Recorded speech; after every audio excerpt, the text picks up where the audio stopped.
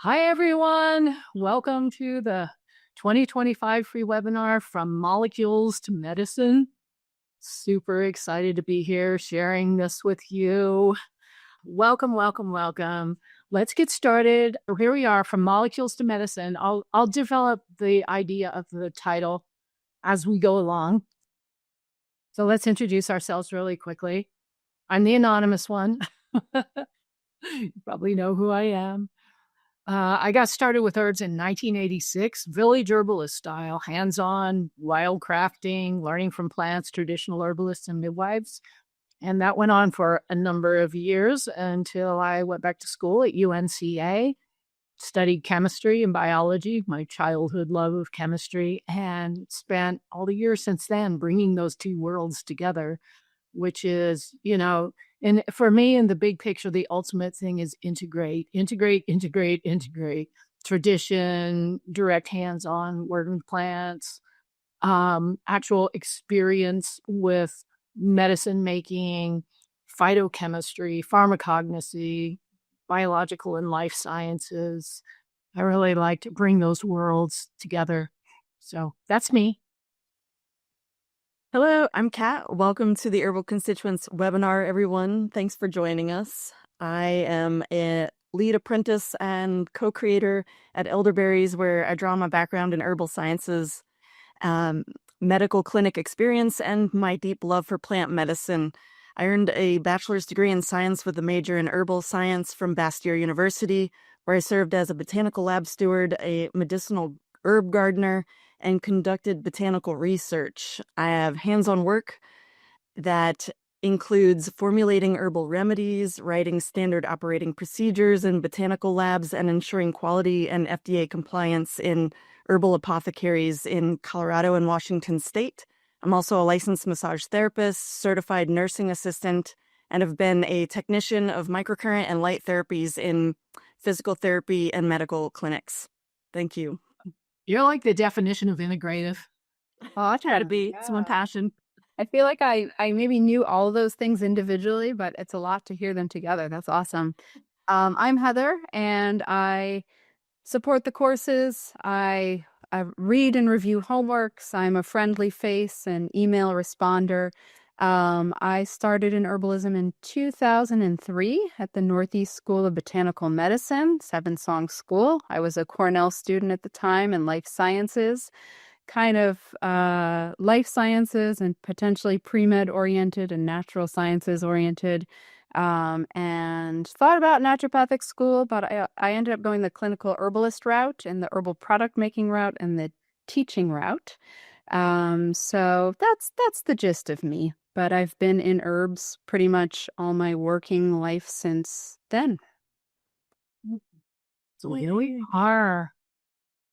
Okay. Just a little procedural stuff really quick. Please keep your mic muted and your camera off. With this many folks, it really drags if people have their cameras on. Save your questions until the end of the presentation. Drop them into the chat. Heather and Kat are watching the chat and plucking out some great questions for us. Please stay on topic. This isn't clinical advice, right? Slides and recording will be in your course, which we were talking about this earlier, but some of you might not have caught that. So there, you'll get an email directly afterwards with instructions on how to get into your course, where we post the recording and the slides, and you can look at them there and you can download them. And it's free. There's no charge for that. If you get stuck with it somehow, here's Heather's contact information. Oh, there is not a space in that email. Oh, that's okay. Thanks, PowerPoint. Heather Irvine, herbalconstituents.com. Okay. If on the remote chance that this meeting drops, come back in 5 minutes. Thunderstorms are blowing through, and you never know out here in the Rockies. So let's get into the topic. Synergy is hugely important. It's one of the things that makes botanical medicine special. It's one of the things that gives a sort of a paradigm shift to what we might be thinking of as medicine in a conventional sense. So if we have a medication, say an antibiotic or an NSAID or something, usually those are generally focused on single molecule, right? With maybe a few excipients. But an herb has maybe thousands of bioactive constituents, which is an amazing net, an amazing web of complexity to try to wrap your head around and to try to understand scientifically, right? So how is that different from a constituent? An herb is more than the sum of its constituents, or we might think active ingredients. So when we look at individual constituents, we're looking at single molecule entities, but in the herb, there could be hundreds or thousands of them interacting to bring about the characteristics of that herb, right? So it's more than the sum of its constituents. Hundreds to thousands, I just said that, I'm always doing this, of biologically active phytochemicals in any given herb. And synergy is an interesting concept. We're going to look at it from different angles. So synergy is an effect based on two or more phytochemicals interacting with each other somehow, right? And that's beyond additive effects. So if you just put this phytochemical plus this phytochemical together, you might get the actions of both of them. But if they're interacting with each other somehow, whether that's in the plant or in an extract or in the realm of a bacterium or inside the human body, right, which is usually what we're talking about, then that's a synergistic effect. Okay. So sometimes the short form, to help us remember this, is 1 + 1 = 3. You'll love like messing with the math realm that way. In other words, the sum is more than the additive effects. Okay. And we also, as herbalists, we also talk about synergy in context of different herbs in a formula. This is one of the arts and sciences of formulation, is understanding the synergy between these plants or among these plants. So say you have a formula with 5 plants. Each of the 5 plants has 500 active, ingredients. Suddenly you're in the realm of many thousands of interacting phytochemical entities, which is pretty much impossible to study scientifically. By looking at each one of those, it can't really be done. We can clinically look at what the herbs do with people, however. Okay, so how synergy works. Here's another way to think about it. The potential for combinations of phytochemicals in the plant matrix or in the extract, and I'm going to elaborate on that idea, to elicit a physiological response. Because when we talk about synergy, there's the plant or the extract. It's there with its phytochemicals doing whatever it's doing. But when we're talking about synergy, we're talking about what effect is this having on the human body? What physiological response is called forth by this combination of phytochemicals in this plant matrix, right? So this occurs inside living systems. Okay. It's really interesting to think about that, because when I was first learning about synergy years ago, I thought in the plant, this is happening in the plant. And then I realized that it was a relationship thing between the plant and the extract and my living system, or, other living systems. Okay. So we have a little bit of playtime with this word, right? Because there's a very distinct scientific definition and it's quantifiable. And there are methods, there are models, there are equations to measure it, and they all have a little bit of interpretive wiggle room in them, versus the way herbalists use this word, right? And even in common language, when we talk about synergizing or synergy, we have a very different meaning for it. So we tend to go quite a bit beyond the scientific definition when we talk about synergy as herbalists, and we more use a kind of an observed working definition, right? Example, I always jump ahead of myself. Okay, so synergy is one of the big differences. We said this already, between botanical medicines and single compound pharmaceuticals, right? The complexity, the living complexity is off the charts. Okay, so here's some ways to look at it from a physiological perspective.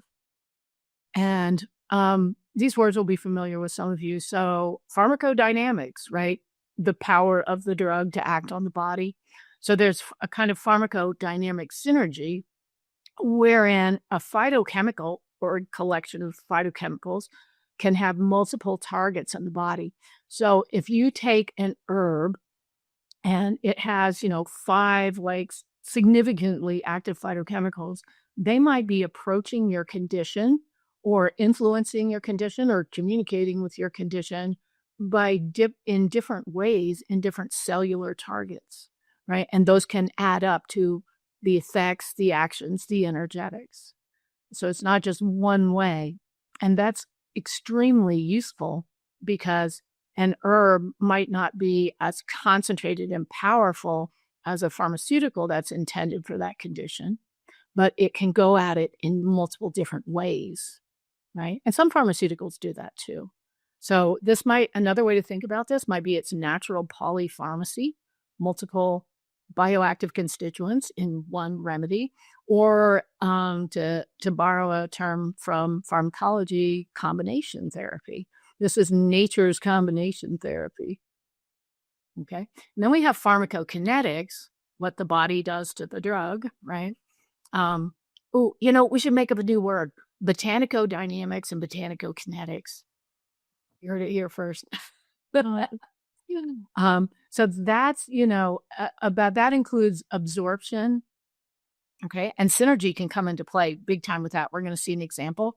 So absorption, distribution, how it moves through the body, how it circulates, what tissues it goes to, et metabolism, not not in the common sense of the word metabolism, but in the sense of what does mostly the liver, also the intestines, how does the liver handle those compounds, right? Because everything goes through the liver to be bioactivated, detoxified, et and to move out of the body. So synergistic interactions can come into play hugely in some cases in the realm of metabolism. Okay.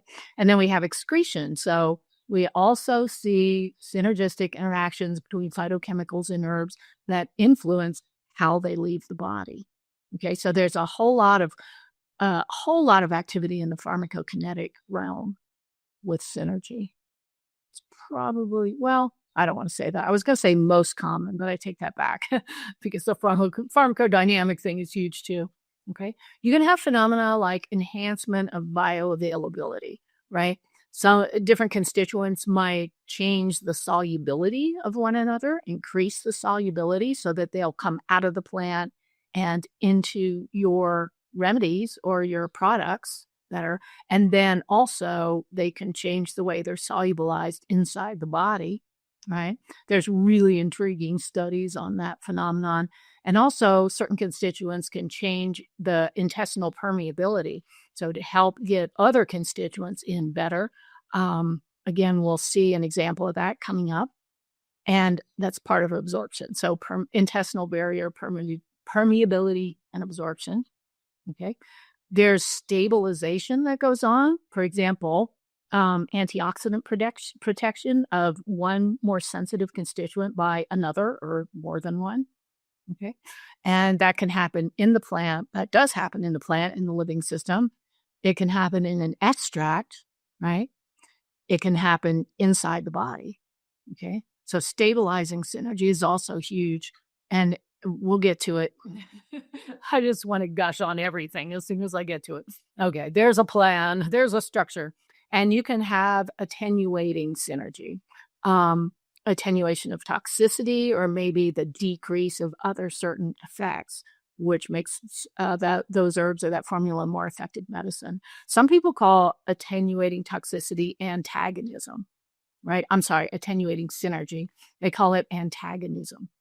Right, which I think is really interesting. And all these other effects they call synergy. So that's actually a good example of the language of synergy is fluid. Okay, it's very fluid because it's a relatively new realm of scientific study. I think the first paper in English that was published on botanical synergy was 1999. We'll revisit that too. Oh, somebody's drawing on the on the screen. Can we see that? Scribble. Oh my goodness. Oh, yeah, screen scribbles. There's always an accidental screen scribble that comes along. Let's see if we can Some this what was possible. I know. Well, there you go. There's always got to be some kind of chaos.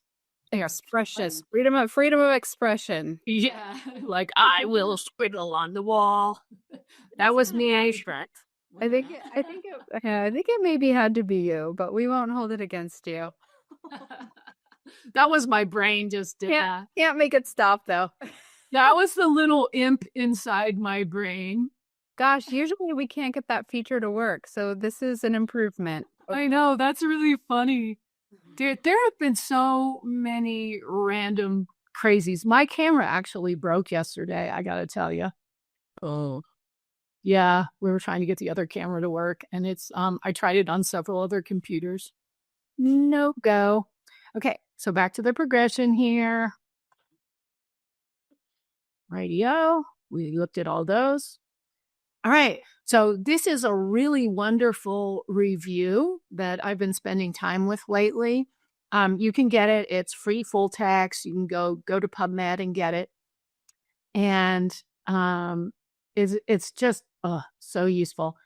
Gets a little techie in places, but it's got great examples. Some of them we'll be talking about. And I like this quote from the abstract. Synergy and antagonism are notoriously difficult to study in a rigorous fashion, particularly given that natural products chemistry research methodology is typically devoted to reducing complexity and identifying single active constituents for drug development. Like that's how a lot of these studies are funded. That's how they're focused, right?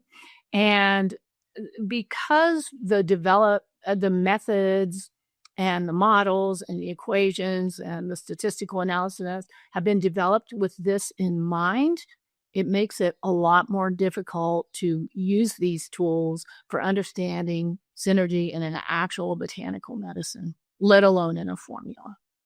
But that doesn't mean there aren't some interesting clues. But something I love about this paper is it really discusses those shortcomings, like what you can assume, what you can't assume, what you think this means, why it might not mean that, et cetera, et cetera.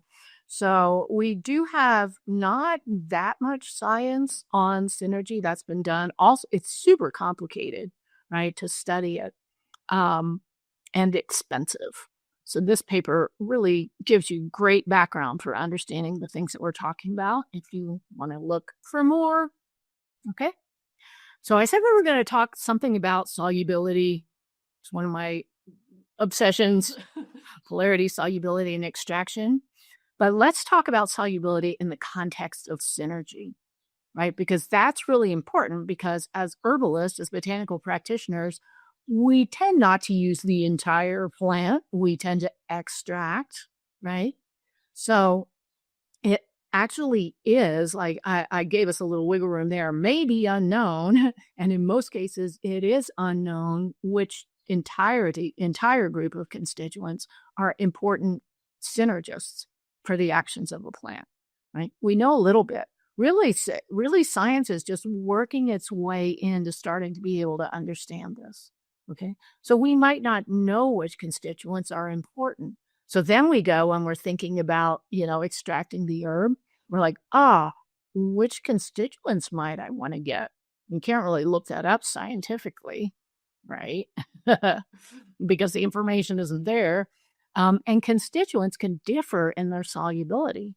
So some constituents might really favor hot water. Some constituents might be like, let's make a tincture, hydroethanolic, 50%, 30%, 70%, et cetera. Some might come out better in oil. Some might be resistant to extraction.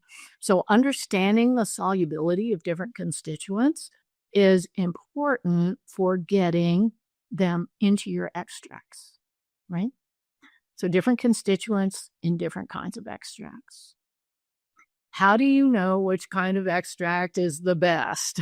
I love this question because it just has tendrils in so many different realms of medicine making and botanical pharmacy. Traditional use often guides the way. That's huge, right? So as herbalists, we learn, how did our ancestors use this? How do indigenous people around the world do and did use this? How did the eclectics extract this herb? How did the physiomedicalists do it? How is it in the old USPs, right? We have to look at that broad spectrum of how people have made products or extracts from this plant historically, because a lot of that was worked out, right, over decades and generations. It's like when you do it like this, it works, right? So really important to keep bringing everything we learn about phytochemistry, synergy, constituents back into the context of traditional use. Broadest spectrum extract or combination of extract is more likely to include synergists. Okay. So some people say full spectrum. You know what a full spectrum extract is kind of an oxymoron, actually, because that means everything come out. That's a powder or eating a plant. You want the full spectrum, eat the plant raw, right? Or make a really good quality powder. Then you're taking all the constituents. You could take that powder, make an electuary, suspend it in honey, right? Mix it in oatmeal or applesauce. Then you're getting all of them. Maybe not in the same concentration, right? But a broad spectrum extract or a combination of extracts or a combination of plants in a formula, right, will often get those synergists even if we don't know what they are. Okay. So a lot of times what I'll do, and some of you have heard me say this over and over again, is I will make a tincture and I will squirt it into an infusion or a decoction, right?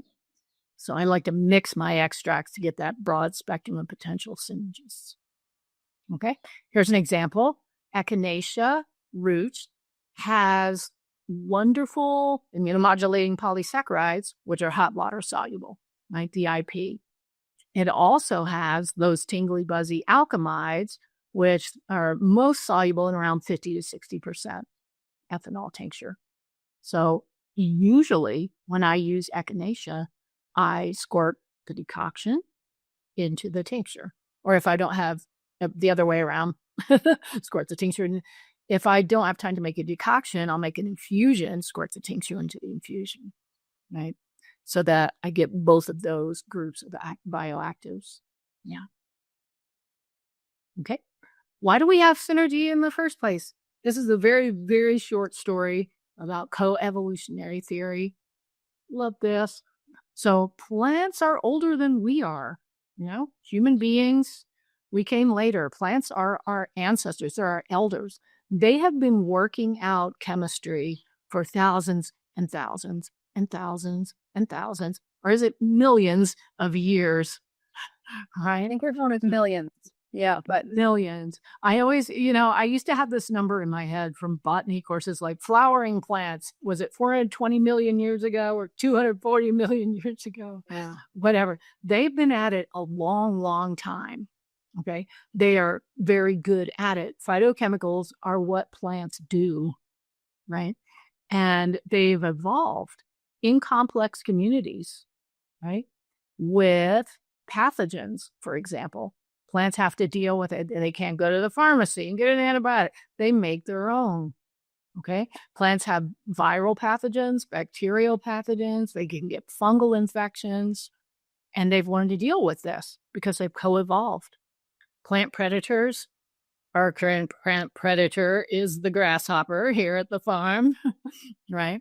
But this also could be, animals who graze on the plant or other predators of the plant. And plants change their chemistry to deal with that. They evolve their chemistry to deal with insects, bugs, animals that live with them, coevolution. And there are also, I know that's an old school word, but I love it, symbiotic organisms. So organisms that help the plant, and the plant has evolved its chemistry to welcome those. And you can think of bees, right? And what the plant provides to the bees. So that includes pollinators.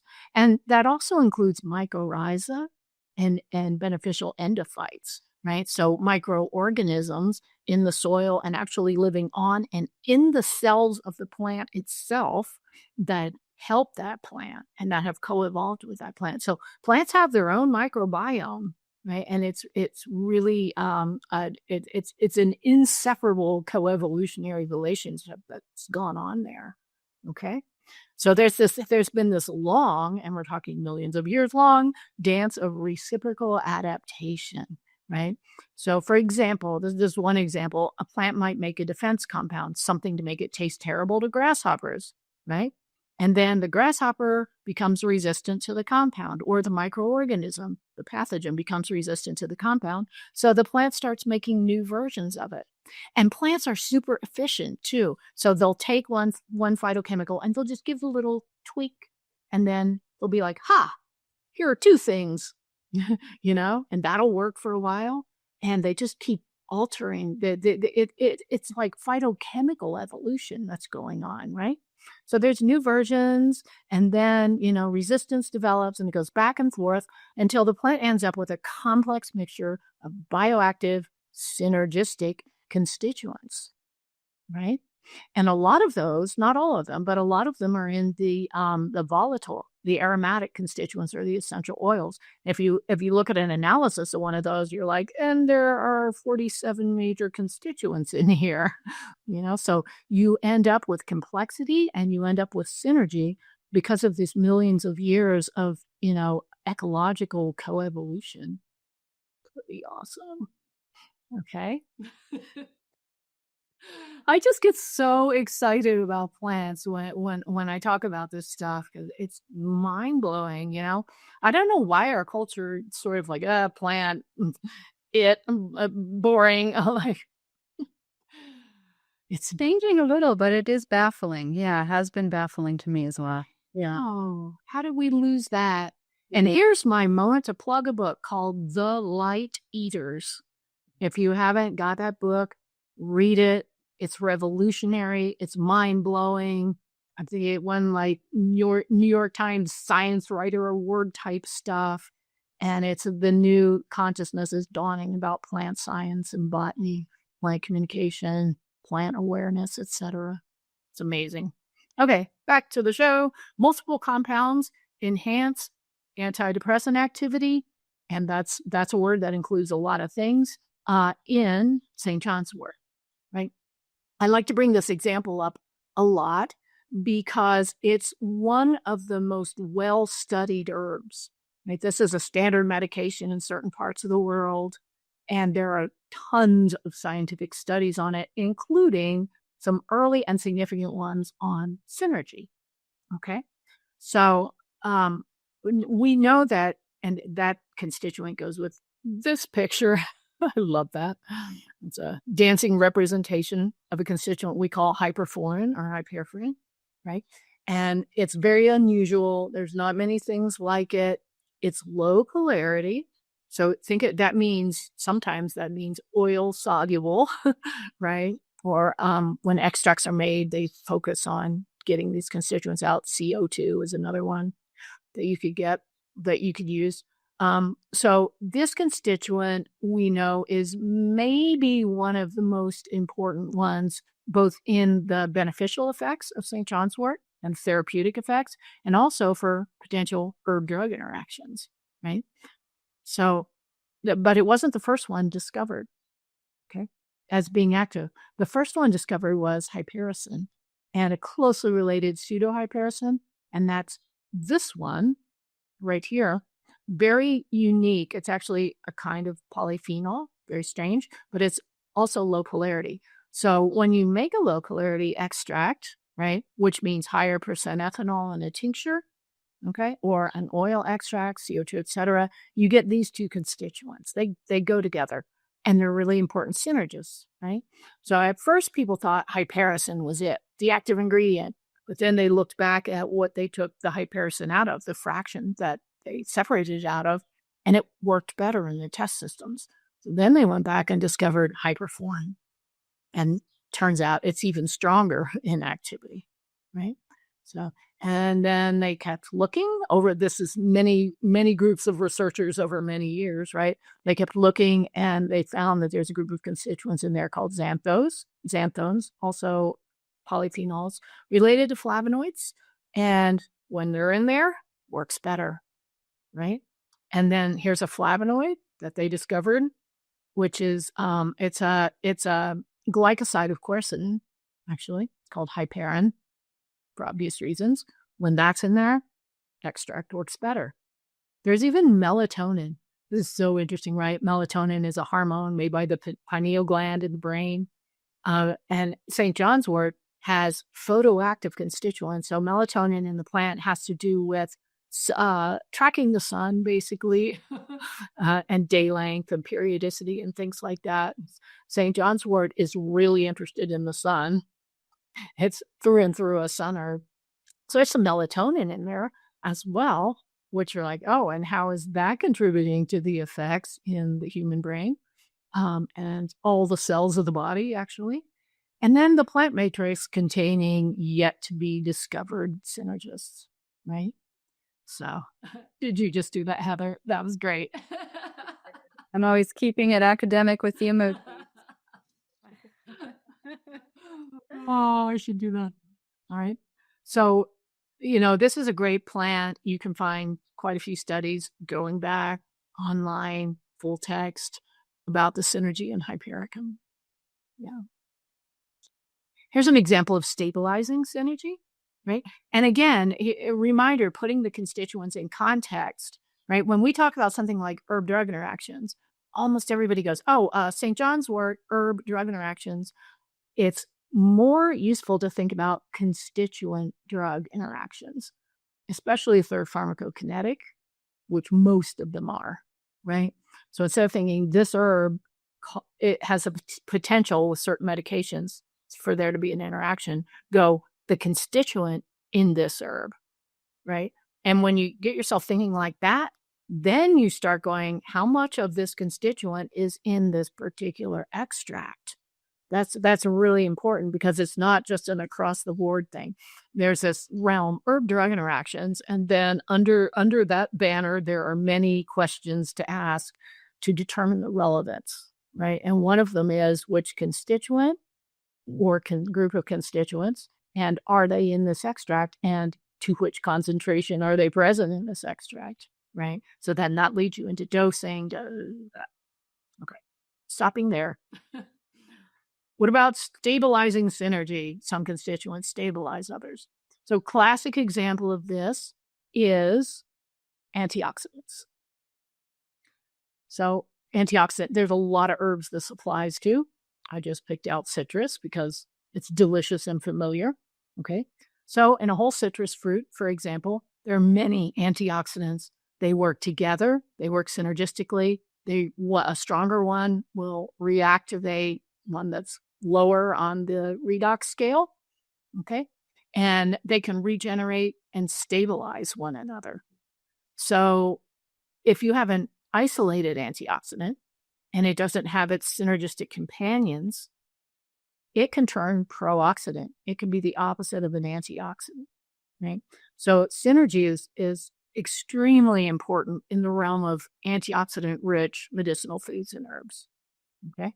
And pulling constituents out of them and putting them into an extract, maybe leaving behind really important stabilizing synergists, right? So the broad spectrum idea applies extra when you're talking about herbs and foods that we take for antioxidant purposes, okay? So another thing that's going on there with antioxidants, our understanding of antioxidants has really evolved over the years a lot. And now we know that a lot of them have their antioxidant effects by activating certain genes, right? Phytochemicals talk to our genes in different cells. There is a communication there. And we have a set of they're called response elements that get activated by certain antioxidant phytochemicals.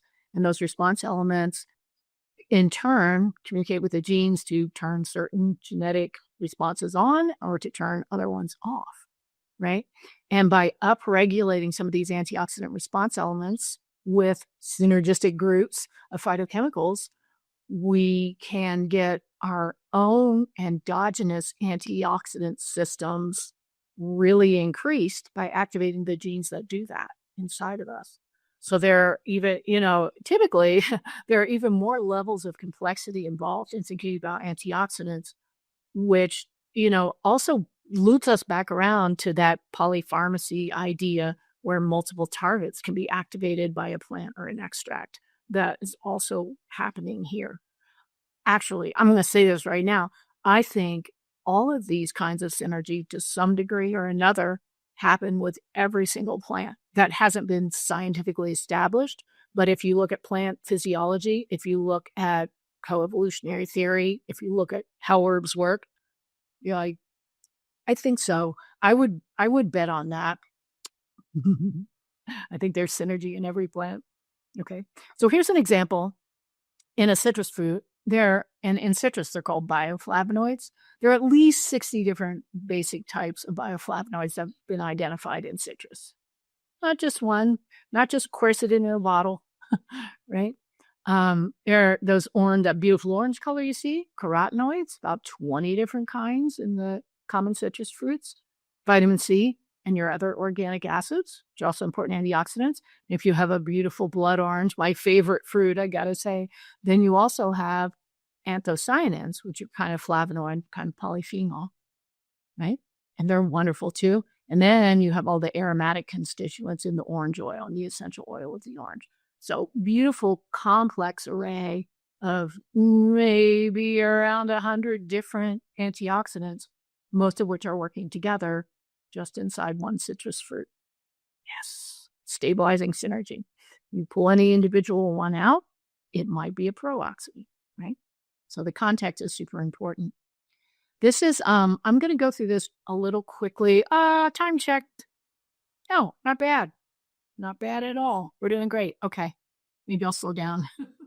Okay. Blink. Take a question that's on the topic we're on right now. Sure, why not? Let's do Okay. it. It's a big question, but it's right on topic, and it's Trilby, who we know.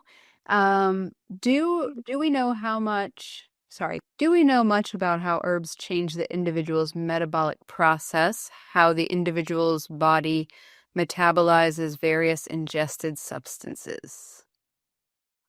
Oh, we know a Herb lot effect. Yeah. in general. So here's the thing. When you bring the word individual in, right? The only way to know that is to take the body of knowledge, which is huge on this topic.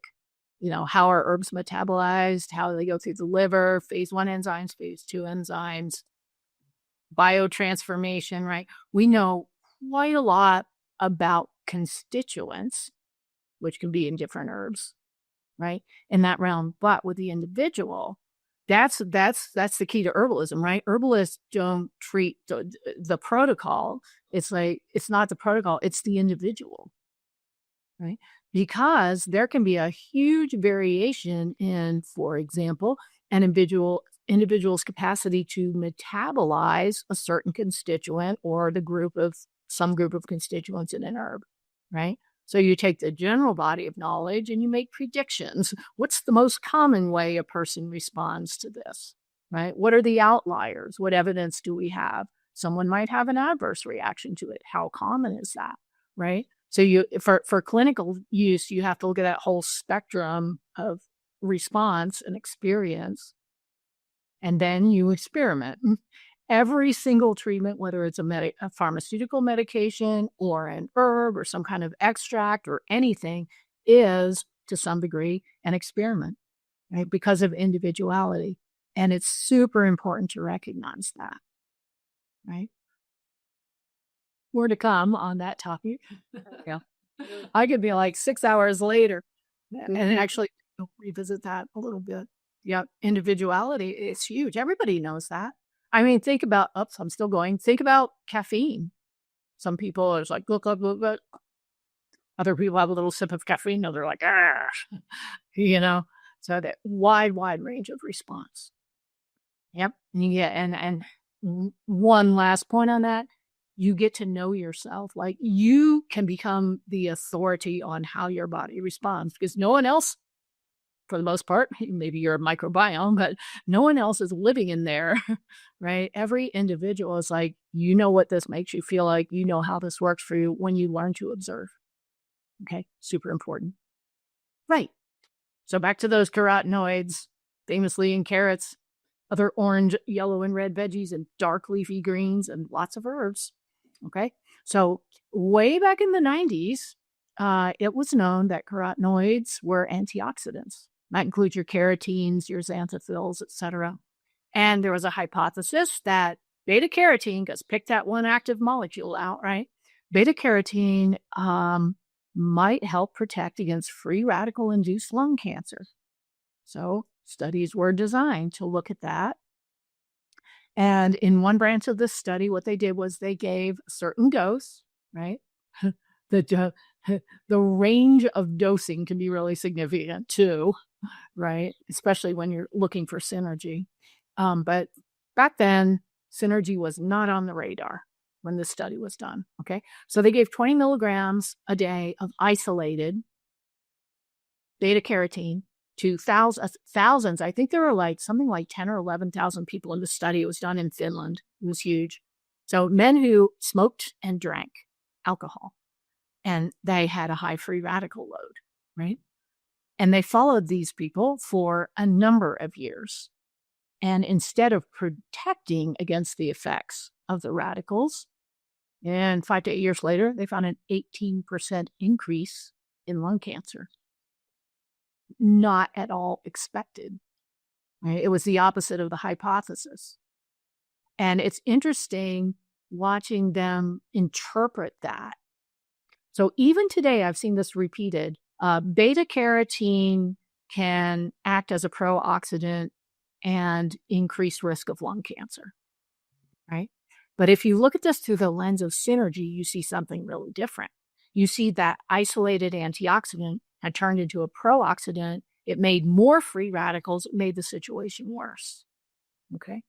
Also, interestingly, I love this. In the study, this was called no effect. When they put beta carotene together with vitamin E, there was no change in the development of lung cancer rates. Okay. So no increase, no decrease. And we can look now and go, oh, two antioxidants together, synergistically protecting each other to the degree that it didn't get better, it didn't get worse, right? In the study, this was called no effect. I call it a synergistic effect, right? And it is well known. And still, synergy is like a thing that has fairly recently dawned on this in the world of science. They also reported that a carotenoid-rich diet, which has multiple carotenoids, plus a lot of other things, polyphenols, organic acids, etc., that are antioxidant. But they didn't say synergistic. That's me. Correlated with a lower risk of developing lung cancer. Right? So this was observed in an epidemiological way, in a dietary way also. But it wasn't the antioxidant synergy thing had not dawned on the consciousness by then. Now we can look back and interpret this study in a different way. That whole thing is free to download on the internet. It's really fascinating. Okay.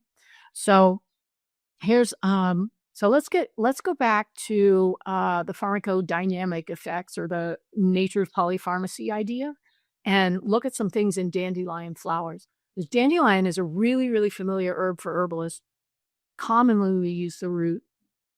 We also use the leaf sometimes. The flower is less commonly used. It doesn't preserve well. It doesn't extract well. So I recommend going around eating dandelion flowers when they're in season. And I do it a lot because I've looked into the phytochemistry of them, and it's amazing. Okay, so here's a little plug for the common dandelion flower. So dandelion flowers contain numerous different compounds with physiological activity. So there are studies suggesting anti-carcinogenic potential from multiple different constituents. And most of these studies are in vitro and animal studies, of course, but things to think on. Definitely multiple antioxidants from different classes of phytochemicals. Lots of anti-inflammatory, and that's a broad word too. It means a lot of different things, but lots of anti-inflammatory constituents in the plant. So I came up with a phrase called broad spectrum bioprotective, right? And that reflects how many different constituents that are in there that can have a protective effect on a cellular level, on tissues, on all kinds of different systems in the body. So you'll find studies on dandelion that go, oh, nephroprotective, check, because they were looking at the kidney cells or tissues. Neuroprotective, because that's what they were looking at. Cardioprotective, because that's what they were looking for. Anti-carcinogenic, right? So that's broad spectrum bioprotective because it works in a very fundamental cellular level. Okay. It's really interesting. Sometimes you'll look at a list of what this herb does and you'll be like, really? All the things? But then when you think down into a cellular protective level, it starts making a lot more sense. Yeah. So there's a bunch of carotenes in there, which are subtype of carotenoids, right? So beta carotene, relatives, alpha, delta, gamma carotene. I always think it's a band when I say that for some reason. Like the delta carotenes play Mississippi Blues. Xanthophylls, which are, it's also a subtype of carotenoids. So some of you have heard of lutein. It's a really famous xanthophyll, right? Helps protect the eyes from macular degeneration, inserts itself into the macula, lutea, to protect the retina from ultraviolet light. So lutein, violaxanthin, cryptoxanthin, it sounds mysterious. Those are in there as well. Then you have your flavonoids. We all know those are really important for lots of basic functions in the human body. So luteolin and quercetin are prominent ones, and those are also in cell cultures and in some in vivo experience, prominent anti-carcinogenic flavonoids, right? They help discourage abnormal cell growth development, okay? Then we have phenolic acids, which are pretty widespread in plants and also really powerful antioxidant, anti-inflammatory constituents. Those are the two most abundant ones in nature, and the most famous ones, caffeic acid and chlorogenic acid. Okay?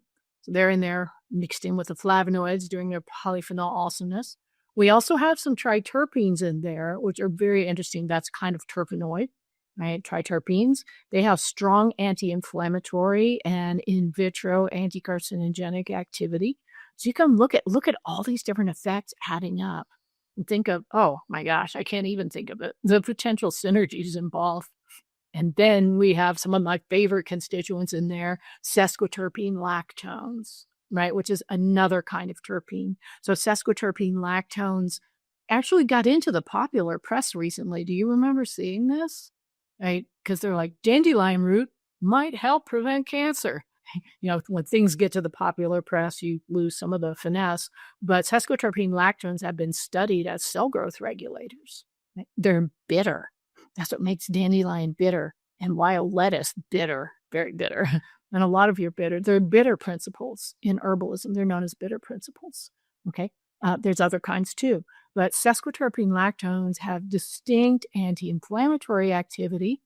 They have in vitro anti-carcinogenic activity, right? In human cell culture studies, for example, they are digestive bitters, so they stimulate that rest and digest function of the autonomic nervous system, which is the parasympathetic function, opposite of fight or flight, right?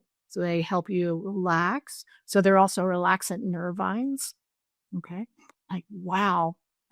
Think about how that contributes to all of these functions of these constituents as well, right? Improves your potential bioavailability of other constituents in the plant. So lots of activity there, you know, and there are many others that we could list also. Okay. So that's that nature's polypharmacy with large or high potential for important synergistic interactions with multiple targets in the body. Yeah. Yay, dandelion flowers. Some of my favorite. All right. Here's something super interesting. Some of you have heard of this one before about pharmacokinetic synergy going on, especially in the realm of absorption and metabolism. So in Ayurveda, there's a famous blend called Trikatu, right, which contains 3 herbs, black pepper, Piper nigrum, pipali, Piper longum, and ginger. And they're all warm and they're all spicy, right? Well, more on that in a moment. Okay, so Trikatu has been traditionally observed for a long time to enhance the activity of certain other herbs in formulas. So it's added to something like 1/4 of most Ayurvedic formulas will have Trikatu in it. right? It's thought of as an activator or a catalyst. Okay? So piperine is a lipid-soluble alkaloid from the pipers. It's most concentrated in black pepper, Piper nigrum. But there's also some in pipali. Okay, and I didn't squeeze it onto this slide, but in ginger, there are gingerols in fresh ginger and shogaols in dried ginger, and they have a similar function. Okay, those are warm, spicy. And you could also add cayenne, right, with its capsaicin into this group idea that we're developing, because they all do this to some degree. So piperine, lipid-soluble alkaloid. And then you think, okay, what kind of extracts are piperine in? But the fun thing about piperine, is it's hot. You can taste it. It's one of the things that give pepper. It's the major thing that gives pepper its fire. Okay, black pepper. So if you have an extract or a product and you can taste that black pepper heat, you're tasting piperine. Organoleptics. Okay, so this has been studied extensively. There are even trademarked products called, one of them is called bioperine, based on this, that are added to certain supplements to enhance absorption of other constituents in the supplement. Okay, so piperine, with its soluble, increases absorption of other constituents by multiple mechanisms, actually. That one of them is by altering the gut epithelial cell membrane dynamics, right? Which are the cells lining the absorptive surface in the small intestine mostly.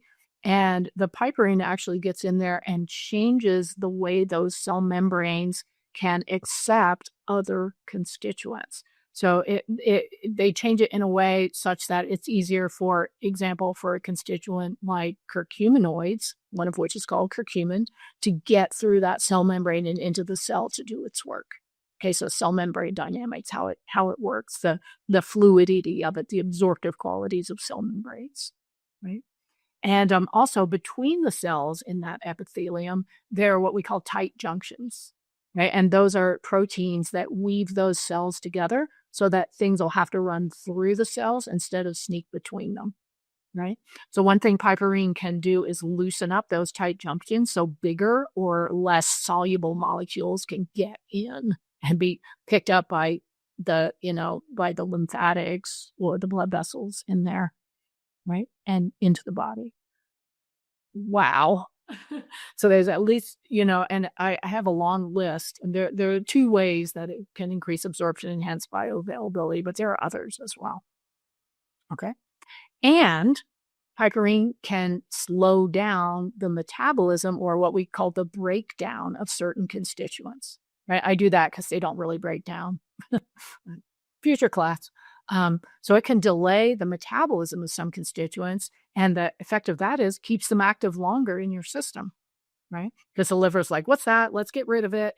And piperine is like, no, hold off, wait. We want this. Run it through the body a few times first, right? So there are enzymes in the liver that do that kind of metabolism of phytochemicals and drugs and toxins. And phase 1, phase 2, phase 1 enzymes are called the CYP450 enzymes. And there are 2 particular enzymes that piperine is really good at inhibiting, and that's CYP3A4 and CYP2D6, right? And it just so happens that those 2 enzymes metabolize a lot of important herbal constituents like curcuminoids and cannabinoids, for example. So you can alter the way those constituents are present and for how long they're present in the body with piperine, right? And that's sometimes also what I call an endophysiological synergy, right? Because you get these different constituents into the body, maybe from a formula like Tricatu, and they work with your physiology to change the way your body handles other phytochemicals, right? So the synergy develops inside the body from these interactions. Pretty cool. Okay. It also inhibits the P-glycoprotein cellular efflux transporter, which means that is a cell membrane protein that removes certain things from the cell. It like spits out a molecule it doesn't like. Ew. Right? So piperine inhibits that to some degree as well, which also keeps that medicinal compound inside the cell and active longer. Yeah. So we call it a bioenhancer. I think this is a fairly new word that's been put together. It's short for bioavailability enhancer. right? Or bioenhancer. And one of the secrets of formulation is to use a little bit of a bioenhancer to activate or catalyze the other constituents and herbs in your formula.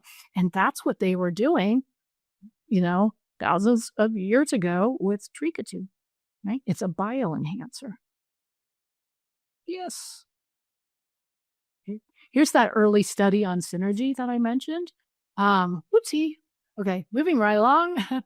It's the whole thing is up. You can just drop that title into your search engine, and you'll find it. And this was at the lab of Dr. Frank Sturmitz up at Colorado State University. This was the first study published in English on synergy. Very radical, and we're going to take a quick look at what it was about. Okay. So they were studying Oregon grape, and they were studying it with Staphylococcus aureus, which can be a very dangerous pathogen for humans, right? So these are in vitro studies. So it was known that berberine has some antibacterial activity, right? It's a yellow alkaloid. You're looking at it right there. It's water soluble. It's an unusual alkaloid, and its highest concentration is in the root, right?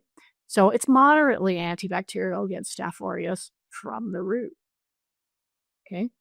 These bacteria have one of those PGPs in their cell membrane, right? A protein pump that continually works to spit that berberine out of the cell because they know it's poisonous. But another constituent prominent in the leaf of the Oregon grape, it's called 5'-MHCD, is an inhibitor of that pump, which is called the MDR pump or PGP, right? So you're thinking, oh, berberine leaf keeps the berberine inside the bacterial cell, helps it be a better antibiotic, right? So the bacteria stays in there. It's more effective when you put 5'-MHCD and berberine together, right? That's a synergistic thing. This is interesting because, say you're thinking of using it for a wound wash, right? It's very interesting because if you go back far enough, herbalists were using golden seal. This applies to golden seal as well. Subsequent studies were done establishing that. They were using golden seal leaf and golden seal root, Hydrastis canadensis, together, right? And then since people went, oh, the berberine, tunnel vision, the berberine is more concentrated in the root, so let's just use that. And the leaf kind of went off the market, and people forgot about it because they weren't thinking about this synergy because we didn't know about it. And they got like, oh, high concentration of active ingredient itis, But we look back again at traditional practice and how it can inform us about unknown synergies. So this is a really, really good lesson about that, right? And then quickly, we're going to run over, this just happens. This happens every single time, whatever I teach a class. Attenuating synergy in a formula or antagonism. Right? And this is from the genius Chinese medicine pharmacy, which has been developed for thousands and thousands of years. Right? They use a potentially highly toxic plant called aconite, right? Or Aconitum napellus, right? Or monkshood. It's one of the most deadly plants there are, right? You don't mess with that unless you're an expert. But they know how to process it and formulate with it to make it safe for certain low-dose professional applications, okay? So we have licorice. This is not actual real Chinese licorice. This is American wild licorice. It's just the picture I happen to have handy. And that's monkshood over there. So there was a study a number of years ago that came out, and they looked at a formula that had aconite and ginger and licorice in it, and other herbs. So it's a classic formula. And they found that when the amount of licorice was increased, the amount of aconitine, which is a toxic alkaloid from aconite, went down in the formula. So the licorice was doing something in the formula to decrease the availability of this aconite, at least to the test system that they were using, which correlated with how the formula is used in clinical practice.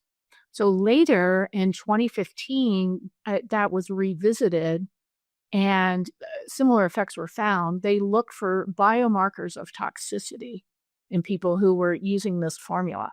And the more licorice in the formula, the lower those biomarkers of toxicity were, right? This is a study that's indexed on PubMed as well. You can get it. So it confirms some of this in vitro stuff that was done earlier. Yeah, really, really interesting. So you take that back to the broad context and you're like, how did they even figure this out? But they did over many, many generations of actual clinical use, right? So a quick, I think I'm going to short the variability thing to some degree because I bet we have some awesome questions built up. But I just wanted to point out that a plant is a living dynamic entity. The levels and even the presence sometimes of constituents are not always the same. So the plant is doing things with its constituents. It doesn't just make them and like, here you go. The plant is using those for various purposes. And as those purposes shift, the chemistry of a plant can shift, right? So dynamic living being, constant response, constant adaptation, it's strategic variability. Okay. So as traditional herbalists, what do we do about that? We learn to judge that with organoleptics, right? Organoleptics is such an important skill set. Practice, practice, practice, practice, practice as an herbalist. Because say you have St. John's wort, how do you know you're getting a good extract? Is it dark red? What does that mean? What does it smell like? What does it taste like? What does it feel like? Right? We learned that sensory evaluation. And that's how we did phytochemical analysis before we had phytochemical analysis. We did it with our senses, right? So this is a really important way to have a relationship with plant chemistry is by learning the language of organoleptics and then practicing the skills of organoleptics. Okay? So I need to do this, but I'm just going to pop these all up here. So different parts of a plant can have significantly different concentrations or kinds of constituents. You can go back and look at these slides, I promise. All right. So this is one reason why we use certain parts of a plant. It's like, how do we figure this out? By experience. Seasonal variability can be huge. Why do we harvest an herb when we do? Right? And you learn how to do that from your teachers, from your elders, from your ancestors. It's like, oh, pick that now. Pick that St. John's wort on summer solstice, in different parts of the world. And dandelion's a great teacher about that because desirable inulins, oligosaccharides, prebiotics, right? Look at that. 2% in the spring, up to 40% in the fall. It can be highly variable. So when you harvest the herb, and that could take advantage of certain synergies that are in place as well, right? When you harvest the herb depends on these seasonal responsive changes. And here's those sesquiterpene lactones again. So they're bitter. And most of us probably know dandelion leaves are palatable in the spring, but in the hot summer, they're so bitter, right? And that's because the sesquiterpene lactones peak when it's hot, maybe to get rid of grasshoppers, because they're not eating the dandelions. They're eating a lot of other things too. Developmental stage can come into the variability, right? Example, immunomodulating polysaccharides, highest in your immature echinacea flower head, right? There are some in the root, significant amount, but where they're mostly concentrated is in that immature flower head. And you think, oh, broad spectrum, so I can get root extract, flower extract, put them together, right? It's widespread and typical for developmental stage to have a big influence on variability. Think about ripeness. Think about fruit ripeness, like an unripe blueberry. Still astringent, still sour, and then the phytochemical changes and you get a delicious ripe blueberry. Designed itself to appeal to, beings who might distribute it, evolutionarily speaking. It's tasty. Okay. So this is really important too. like at what stage do you harvest? And that brings us, of course, because everything in my life does, to William Cook, the great physiomedicalist inspiration of my herbal studies. So let's look at synergy again. What is synergy? Relationship between phytochemicals in an herb and the human physiological response. So Cook really developed a language for this relationship. And this going back to that individuality thing that Trilby brought up, right? It's not just the herb and its actions, it's the herb in relationship to, and the phytochemicals in relationship to the individual system. Okay. So in 1869, Cook published his great Physiomedical Dispensatory, and one section is called Therapeutics. I highly recommend every herbalist get your hands on this. It's free PDF. It's online. Paul Berger's website. Is it and medherb.com, I think. You can just go download it. So Cook published this, and he wrote eloquently on this action response effect, right? So he called herbs agents. He called any therapeutic substance an agent. He would call phytochemicals agents if he knew about them. In 1869, there were a few things known about phytochemicals. Some alkaloids, even inulins were discovered by then. But a lot of what we know today about that even the existence of phytochemicals, they didn't know back in those days. But they had awesome clinical observation skills, and they kept good records, right? So he elaborated on this action response effective agents. And he would say that an agent doesn't have an isolated action on its own. That action is expressed once it enters the human body. So it's about the response, the relationship between the phytochemical, the synergistic set of phytochemicals, right? The herb, the agent, and how the human body responds to it. Okay. So that really kind of brings, for me, that type of thinking brings synergy into a very functional realm, right? A functional, responsive realm. So it's not just the plant, it's taking molecules into the body, and the body expresses its response to that medicine of that collective molecules in the plant or in the extract, or in, as Cook would say, the agent. Okay. So it really kind of brings that together in a very clinical way for me. And that's the end of the presentation. We are going to address questions now, but I wanted to briefly show you what's on the end slides. Then you can go back and look at that.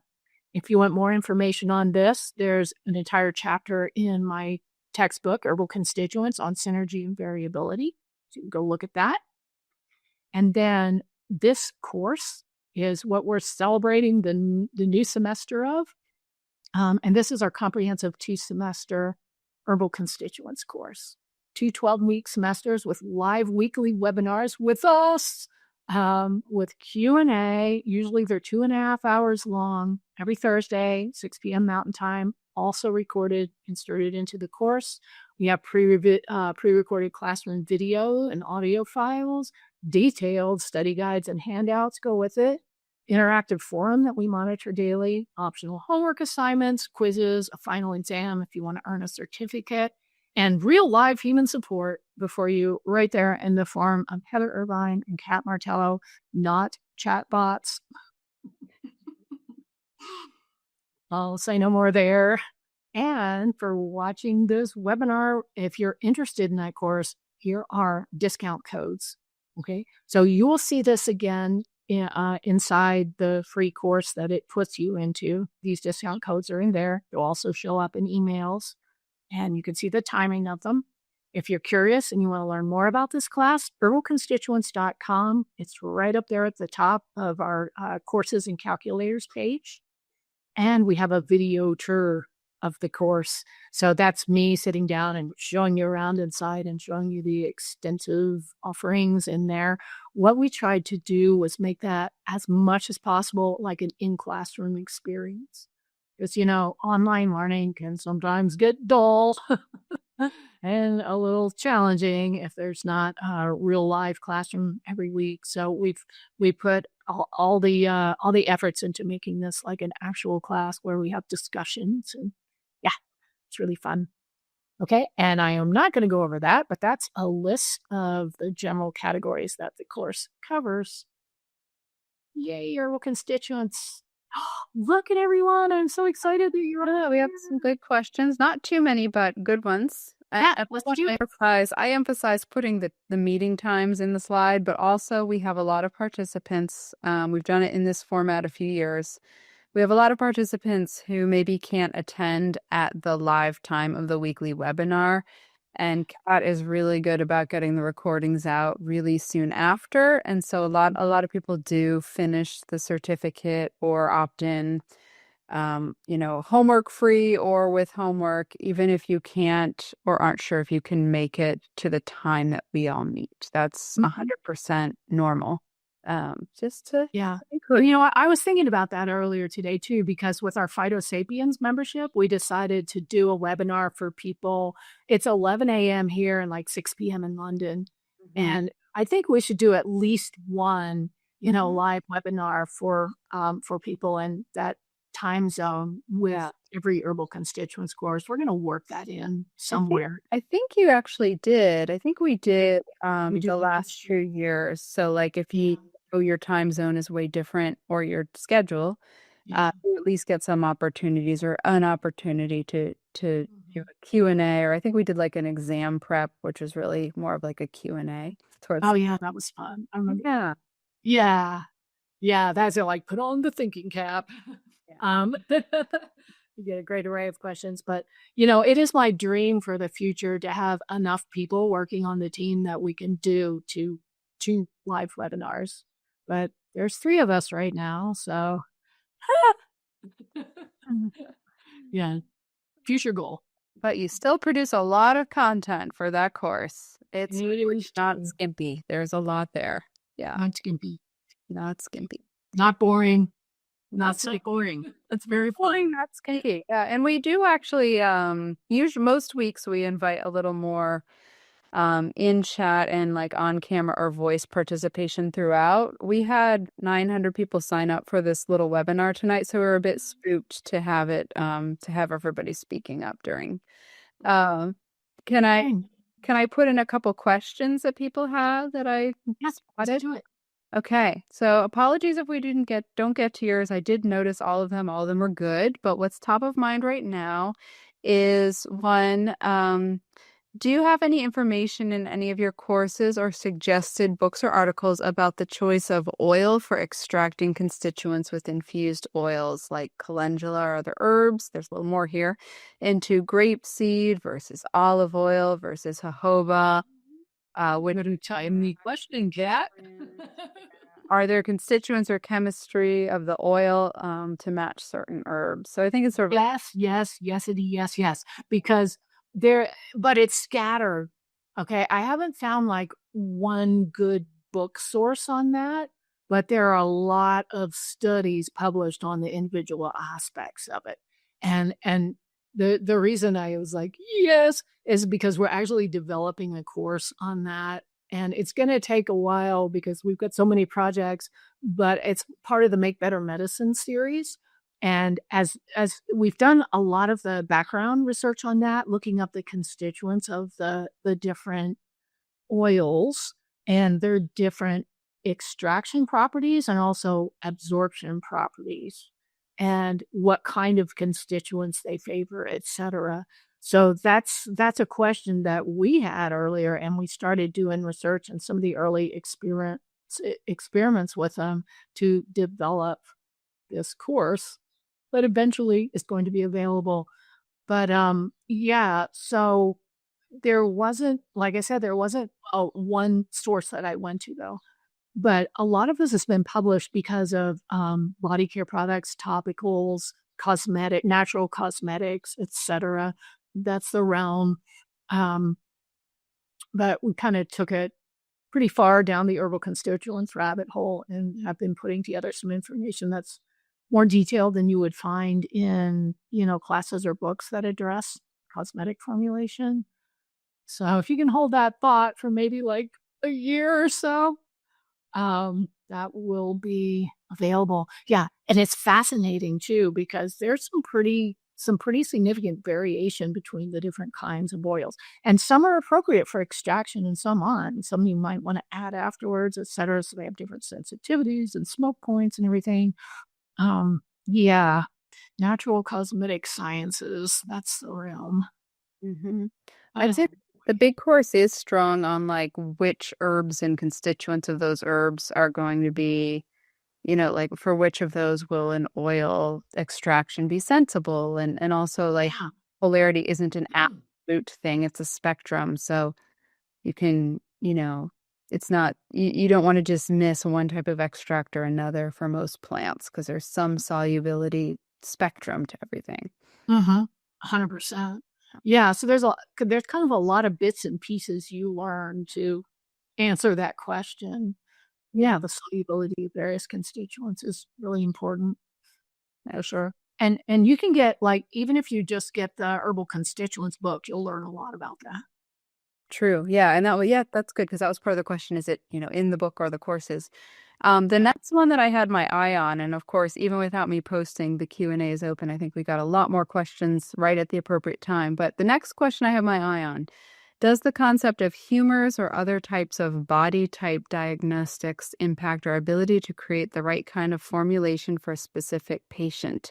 Is there a way to find a middle ground between ancient ways of categorizing the body and modern science? And that's from Gaia 3. Yeah, that's what I think that's part of what I think about when I talk about individuality. Because the idea of the like for humorous medicine or Unani medicine or constitution, right? And Ayurveda has like the doshas, and every system has some kind of recognition of body types, constitution, temperament, they called it, in Western European herbal medicine. Those ideas were developed observationally, right? Because when those ideas were developed, this was like thousands of years, hundreds of thousands of years ago, when these ideas were developed, we didn't know the word physiology didn't exist. We didn't know chemistry. We didn't have blood tests. We didn't know the things that we know today. So, in a clinical sense, those systems are really, really useful on their own. But you can also, when you learn them and then you learn phytochemistry and how plants work, you can start interpreting them, in another way. And that's part of that integrated thing that gets me so excited, right? Because I was also the director of clinical school of herbalism, and I learned, and it was a vitalist, what still is a school of vitalist herbalism. So we studied, the temperament, the constitutions, the individuality. But now we can also take the sciences and look at that and go, oh, you know, this person might have a different way of metabolizing these certain constituents, right? And they have different activity of some of those CYP enzymes. They have different methylation activity. And, they have this sort of genetic setup and they have this epigenetic activations. And it all adds up to having a melancholic temperament. And therefore, these formulas are more useful for a person like this: moistening, warming, etc. Then you go back into the herbs and you go, which constituents are involved in moistening and warming? You start thinking about moistening, warming herbs. So you can, those worlds, they really don't conflict with each other. Sometimes people who are coming at it from a strictly scientific perspective and that was me at one point, because I started with phytochemistry before I learned vitalism, right? You come in and you're like, what are these people? Is this legit? Like, it was just somebody's like, well, I have a warm, dry constitution and blah, blah, blah. And I'm like, what is that? But when you learn both systems, you can see how they fit together, right? And it gives you some really powerful insight on how to develop therapeutics for an individual person. Sometimes people are like, phytochemistry, so what? And you can be a great herbalist without knowing much about phytochemistry, and our ancestors certainly were. But it gives you an extra set of insightful skills when you do learn it.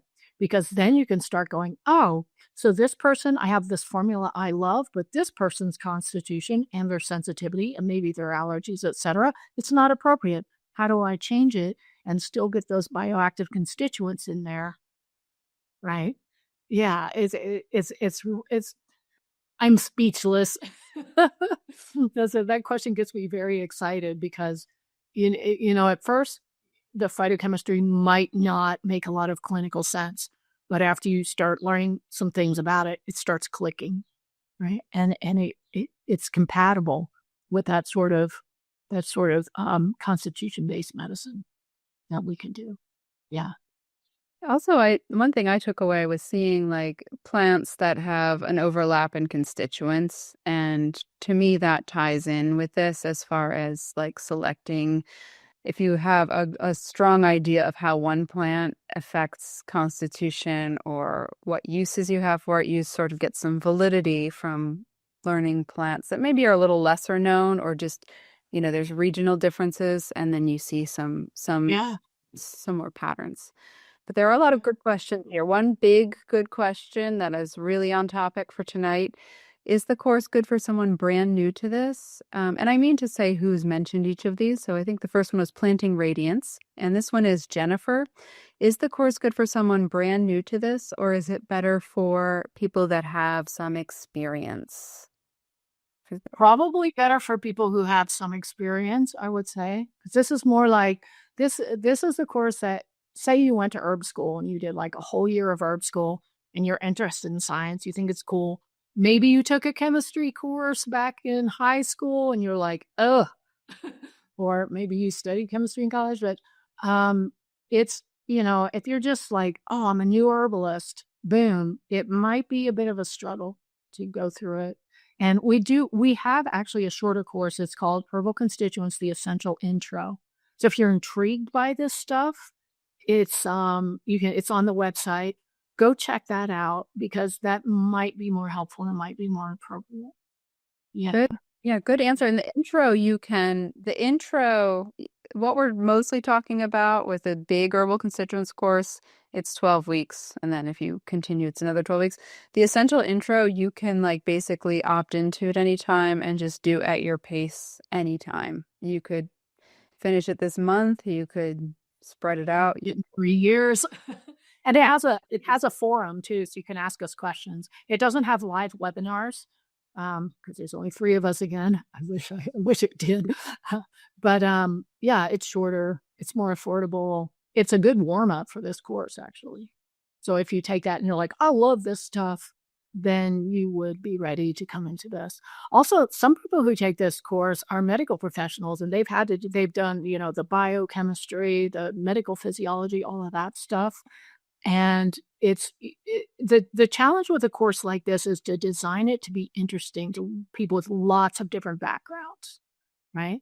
And we've had many clinical herbalists who are just intrigued by phytochemistry, or maybe I remember this one woman, she was great. She's like a retired medical professional. She's like, I studied chemistry. My last chemistry course was like 30 years ago or 20 years ago or something. She's like, am I going to, she was a great student, right? So I've designed it to be accessible to the most possible, or, the most different backgrounds possible. But coming into it from the very beginning might be, I mean, you could try. It might be a bit of a bumpy challenge. Gabriel says every class is fun. You're fun in every class too. Gabriel also says, I attended Herbal Constituents 1 and 2, and it's awesome. No better advanced botanical education. True that. True that. Thank you, Gabriel. Let's take another question on the topic. Yeah. So, synergies. Would you happen to know what similarities and differences existed existed or currently exist in how herbal synergies involving whole plants or synergies between constituents in a plant were understood in the various medicine systems? That's a big one. I don't even know where to start with that. Maybe too big. Yeah. I think they were understood not for their own selves, but for the effects that were created when you did it this way. Mm-hmm. You know what I mean? like that. I just keep going back to that aconite licorice thing. That's so sophisticated. Even the thought of like, I don't have the skills to use aconite. I'm not trained in that kind of super sophisticated Chinese medicine pharmacy. I don't know how to process it. I don't use it. I feel like that's out of my skill set. But people have been doing that for probably thousands of years, knowing nothing about phytochemistry, right? So there's this empirical development of what's behind, the phytochemicals and the synergies are behind the curtain, but it shows up in practice as like, in this formula, we always put this much of this when we use that, and that's part of that traditional use background. Mm-hmm. And so here's another example that I was thinking about, because I just posted a video on the socials about marshmallow leaf, right?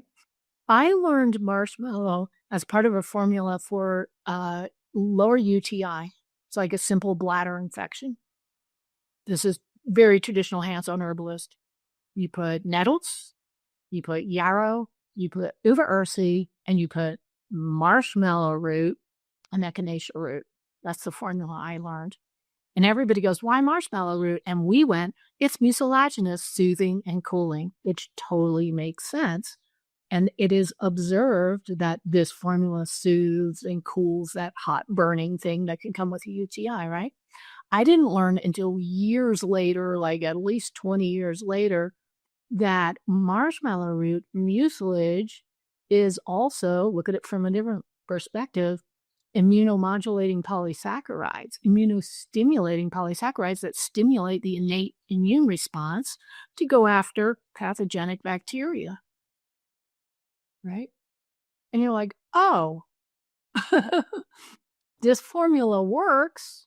We thought it's just because marshmallow was soothing and cooling, Althea officinalis root.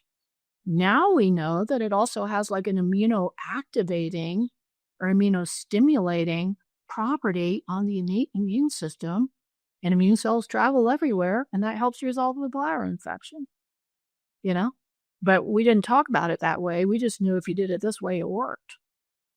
I think that's so cool. And now I can talk about the synergy, between the different constituents in all of those herbs.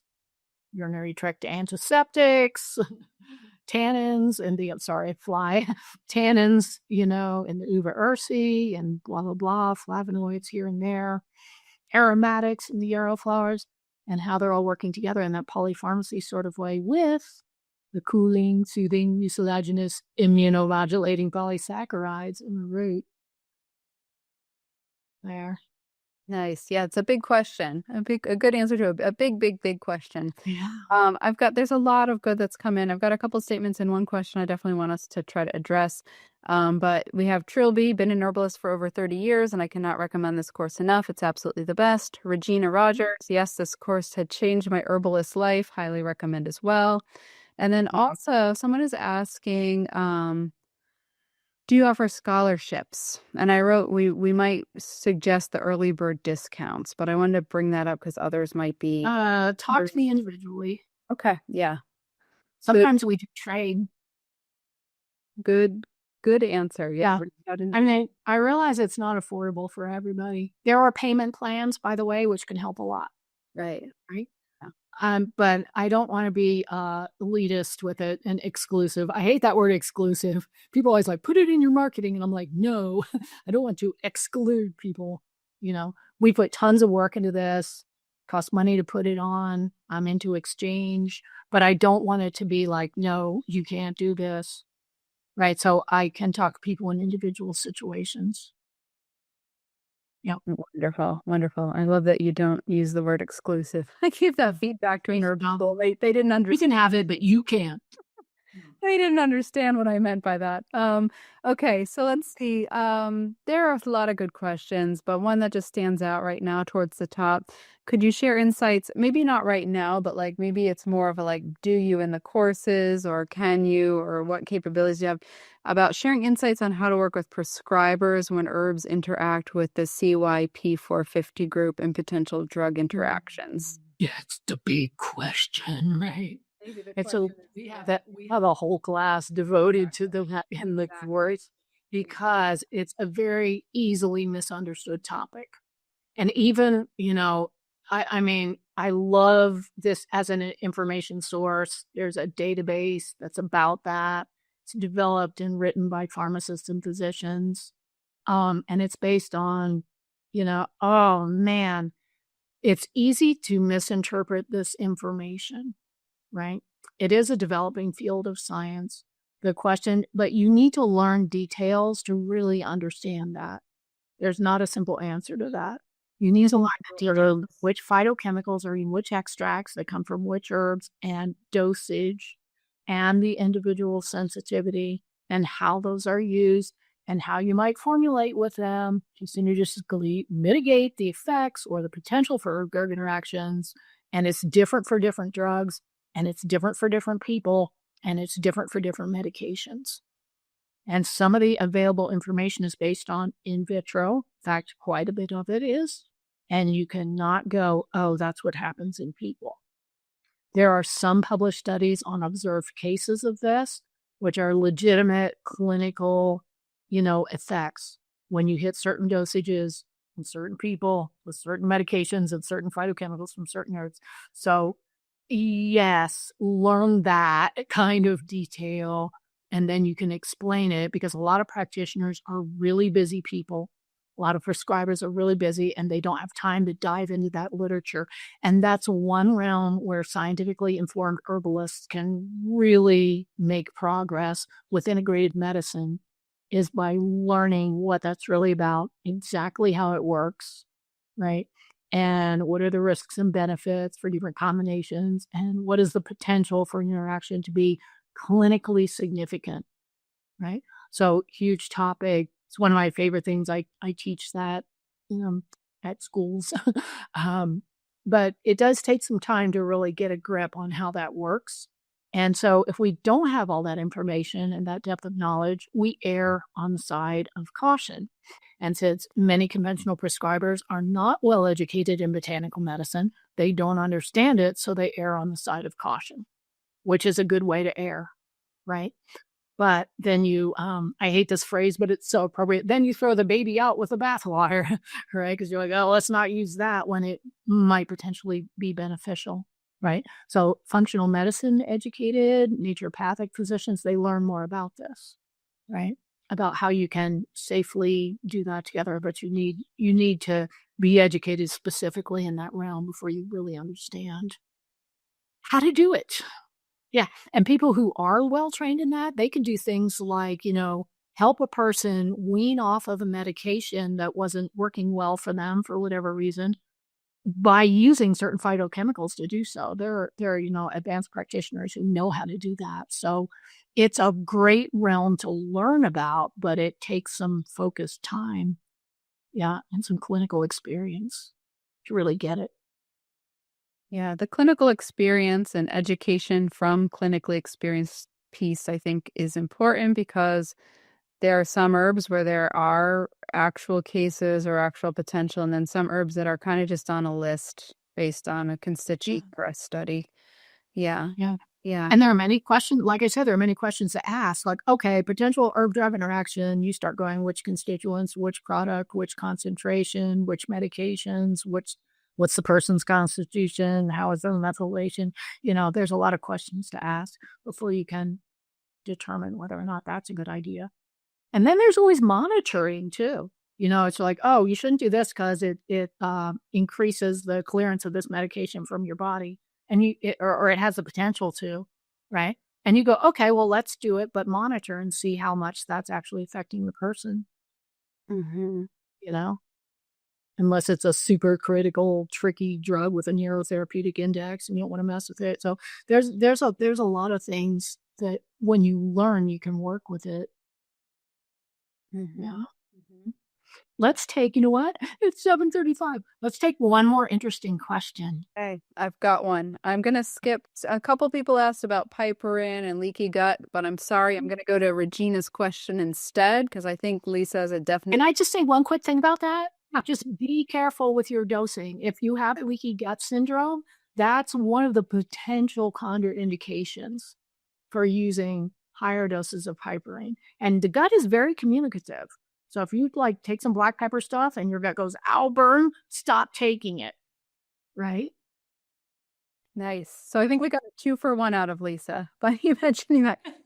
I wanted to bring that one up, and then Regina's jumped out at me also, which is on echinacea. Specific question about echinacea harvesting and medicine making. And this is Regina Rogers, who is in Herbal Constituents with us, Herbal Constituents 2. Are there any benefits to waiting until the flower is mature to extract different constituents that you know of?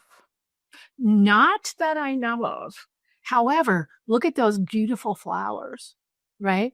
The one thing that you can see is increased is anthocyanins, because anthocyanins are pink or red or blue or purple, depending on the pH. So when those flower heads, those green and mature flower heads, are rich in the IP, the polysaccharides, right? And they do drop as the flower head matures to some degree, but then the anthocyanins are developed. And anthocyanins, type of flavonoid, type of polyphenol, they're tonic astringent for the blood vessels. They help regulate abnormal cell growth. They're antioxidant, they're anti-inflammatory. So potentially, if you wanted to focus on that aspect of the echinacea and you weren't as interested in the immunomodulating polysaccharides, you could harvest the mature flowers. Great lesson about plant part, developmental stage, and I like to say this: there are many different kinds of medicine in one herb, and how you extract it and when you harvest it and extract it, you can focus on different kinds of medicine, right? So when you learn the solubility and extraction and the variability aspects and the synergy aspects and what constituents are in that plant, all of a sudden, instead of like one medicine, you've got many medicines that you can, call forth from that herb. Yeah. Nice. Good question. It's really hard to stop, but I'm going to start because there's some praise for the course in the comments. Someone mentioned Power of the Seed about oils, and that just reminded me. I think a participant in in these courses has brought up that book. If you're interested in oils, I know we got to stop at some time, so I'll stop. Thanks everyone who is here, and you will see some follow-ups about the Herbal Constituents course and the slides to this. Yeah. And check your emails, right? Because when you sign up for this course, right afterwards, you'll get that email that shows you how to, I said this earlier, but I'm going to repeat, how to get the recording, how to get the slides, and some little mini lessons will come in your emails and more information, et cetera, about the course. So, however you get those out of spam and into your inbox if you're interested in that. After the first couple of them. Oh, and there's a link for that course in the emails as well. So, all right, I must go. Okay, let's go. But hope to see some of you in the future for sure. And thanks for attending. It was great fun. Kat, you wanna? Yeah, thank you all for being here and doing the good work on this planet because we need it right now. So I appreciate you all showing up, and we're all going to work together to make this world a better place. So come join us in all the conversations. And with this course information, you do have access to it forever. So you can decoct all this information. It might be drinking out of a fire hose for a minute, but you can continue to extract all this information. I know I have, and it's been I learned something every class. So I'm grateful for Lisa's brilliance, and yeah, we got a good team, so we enjoy working with you guys. Thank you for joining us tonight, and I will get this video up and on the internet by tomorrow. Excellent. See you next time. Bye.